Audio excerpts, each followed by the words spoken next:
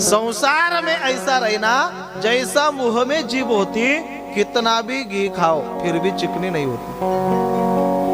बघा समर्पक दृष्टांत आहे. पंचपक्वान्नाचं ताट आहे. ताटाच्या एका कोपऱ्यामध्ये तूप आहे. तूप तोंडापर्यंत पोहोचवण्याचं काम कोणाचं आहे माय?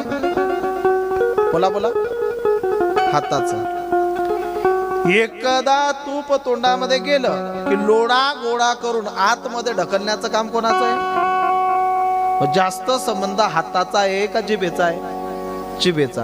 पण तूप खाल्ल्यावर लोक असं म्हणतात का, मावशी थोडा साबण द्या हो, कशाला? जीभ घासायची म्हणता का?